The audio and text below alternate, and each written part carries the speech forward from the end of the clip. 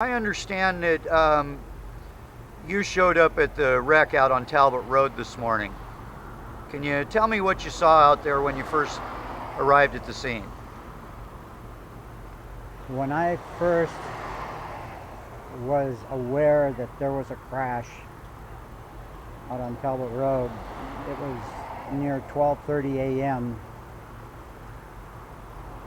That would have been Thursday morning.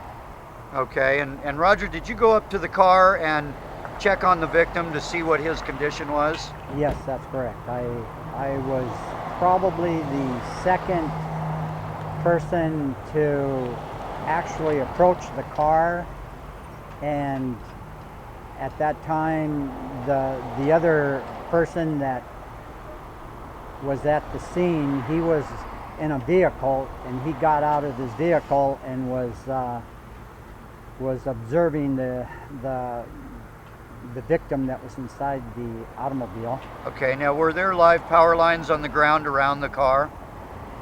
No, I didn't see any live power lines on the ground. The power lines were 6 to 8 feet above the surface of the ground. But they were kind of dangling down because of a broken telephone pole? Yes, that's correct. The telephone pole that held the transformer was and fed at least 3 of the residences was busted completely from its base and was dangling in midair from what I could see. It was much closer to the ground, but where the vehicle ended up after the initial crash with the utility pole, the utility lines were, I would say, between 6 and 8 feet above the pavement surface. Okay, and did you go over and physically check on the victim's condition?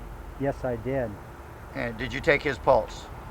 Well, I tried. I mean, I because of my experience of being able to take pulse, I checked his carotid pulse, and there was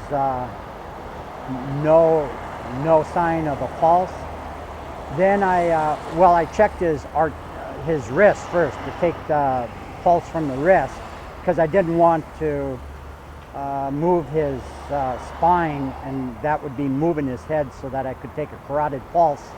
I lifted his head up so that I could get a good surface to take the carotid pulse, and in observing his face, his eyes were completely open and fixed and dilated, which indicated to me that he was dead. And so I still attempted to take his pulse, which confirmed, of course, the worst, that he died in the impact of the accident.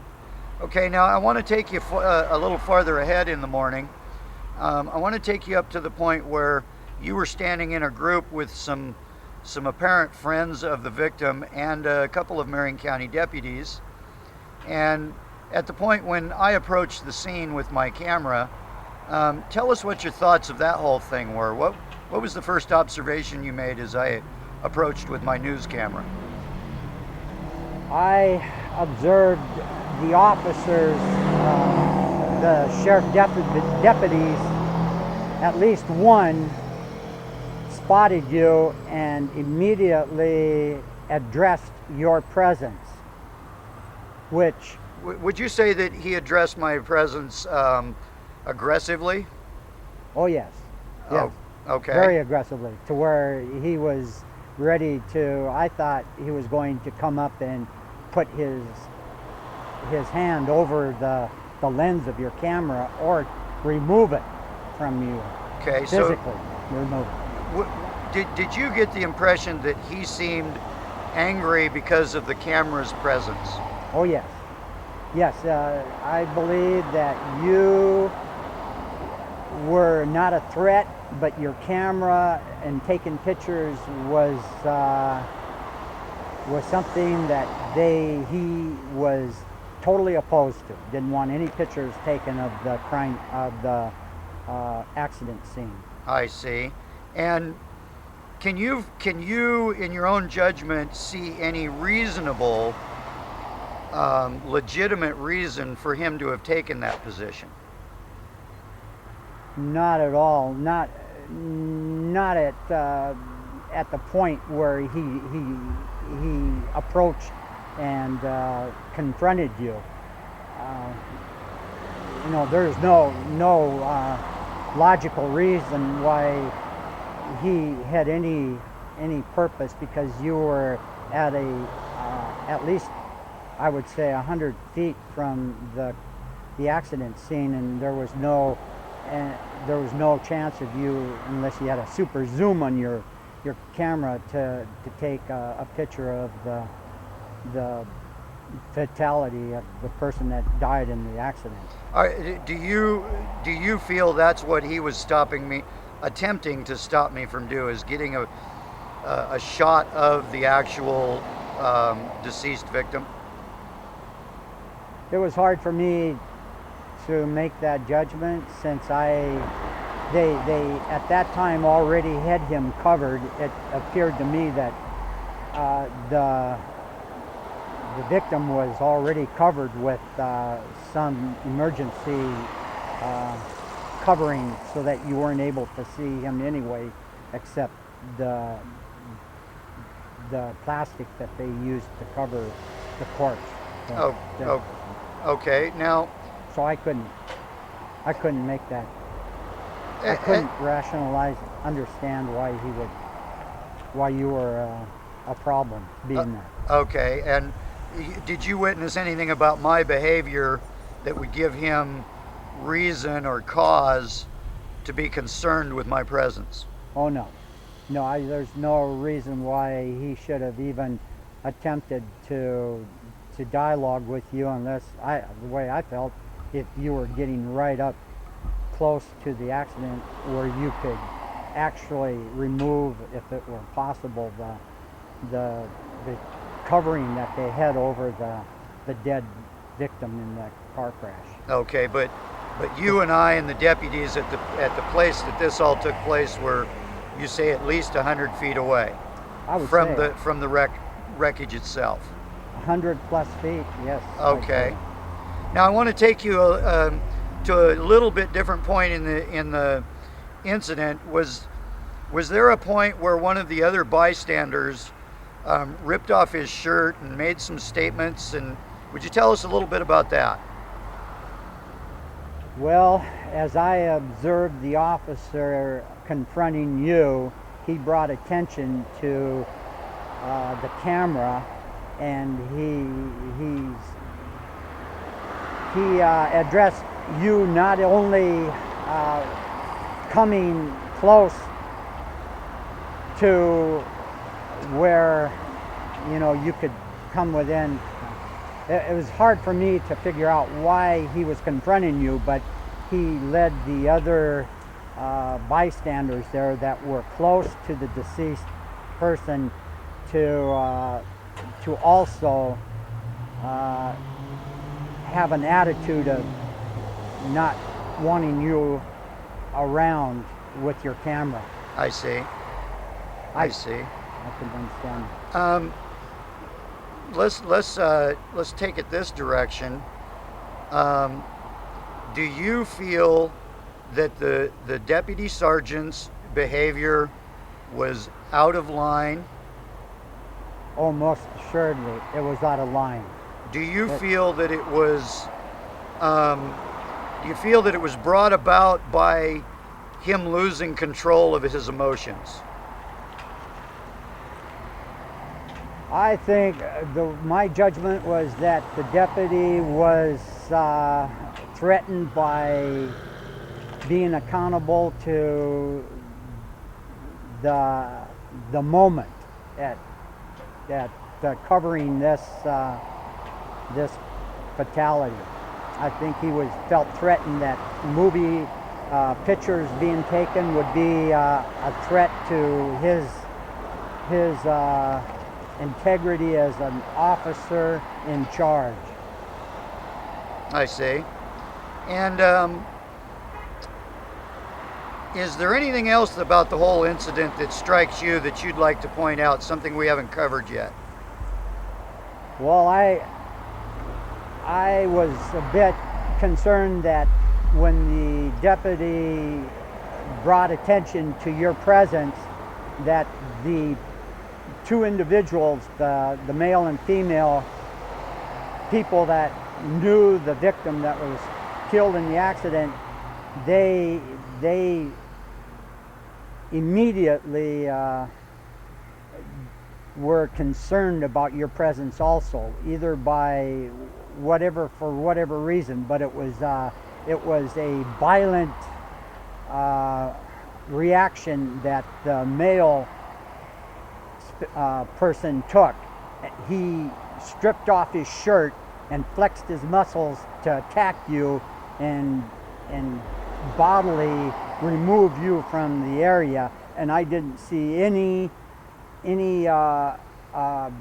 sign of the deputies in addressing that assault, potential assault against you with the camera. And that troubled me. Did you? You say that troubled you. Did you get wind of, or did you see what? This person was ripping his shirt off and acting like he was going to come after me. What stopped him? You say it wasn't a deputy. No, one of the deputies that was in the circle of the initial interview with this male and female, he called them back, and the girl, the female subject that was observing the accident, she also told him to come back. The reason I didn't get involved is, wow, this guy was violent. I mean, the guy that was drunk and was stripping his shirt off, he was ready to do bodily harm to you. And my response was, what do I do? I mean, I wasn't going to get killed here. Just sure, you have to take care of yourself, right? Yeah, and there was officers, deputies there that were supposed to be responsible to step in and quench these threats that were being hurled at you from this bystander. So that made me very uncomfortable and unsafe. So I did leave the presence of that area for a short time to let it cool down. I see.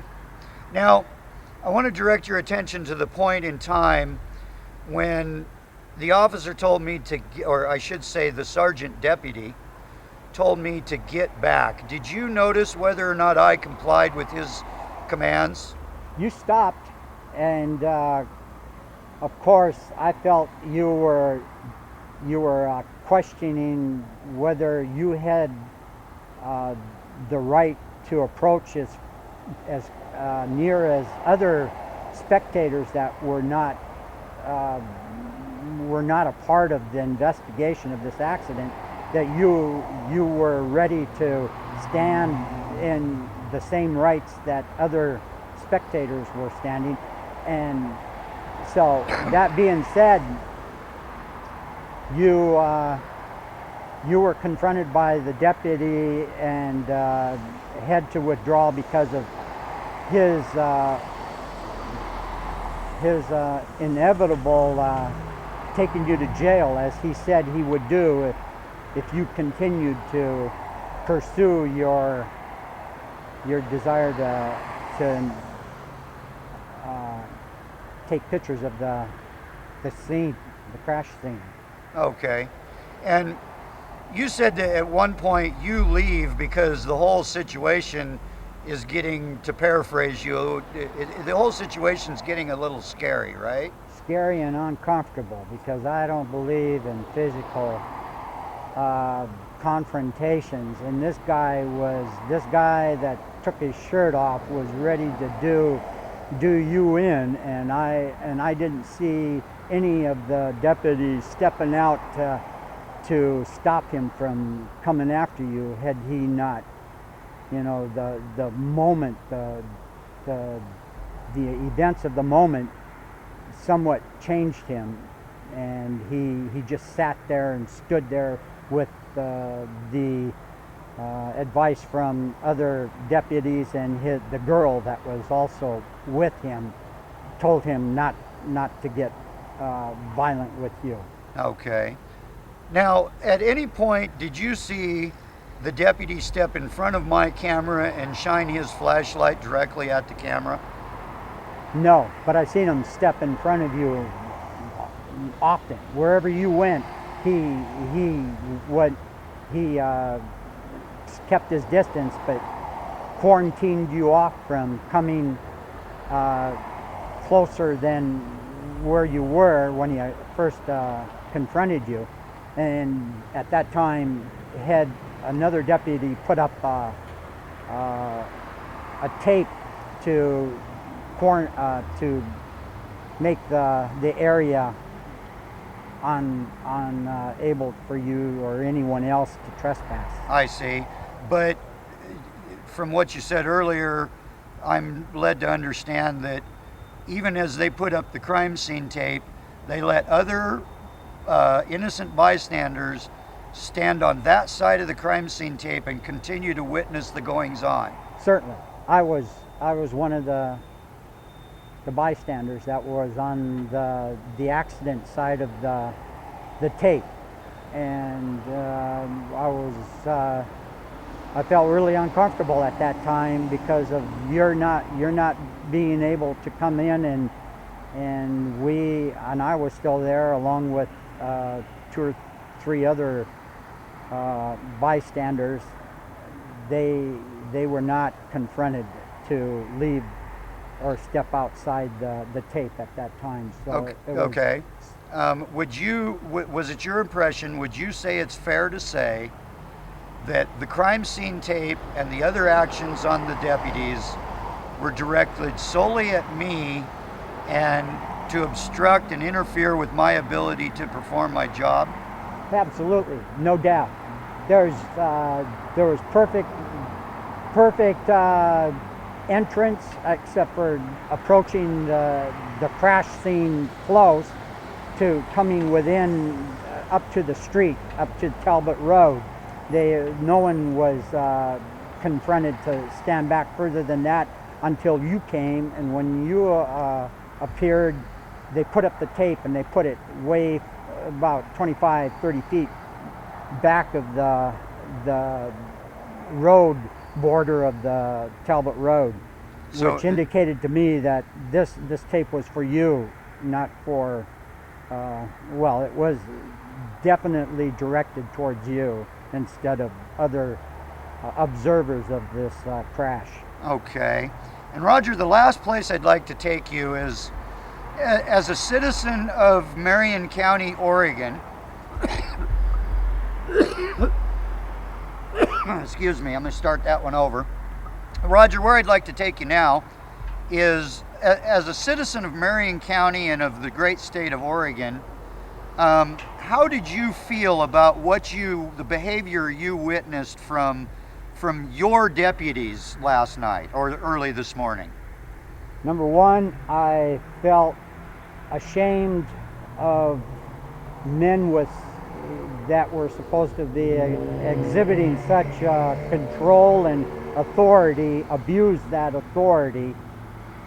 And secondly, I felt uncomfortable in the situation that I was in, with a singleness of directing their concern mostly just to you, and not addressing the more important, I felt was important, was investigating the cause of the crash. I see. Okay, and I would just like to ask you one more time, was there anything about my behavior that that gave you all of this discomfort you talk about?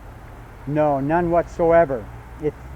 You never got close enough to cause any question in my mind. Matter of fact, I would have been more comfortable with being a spectator there, and not only spectating, but being a part of knowing that this man was surely dead from his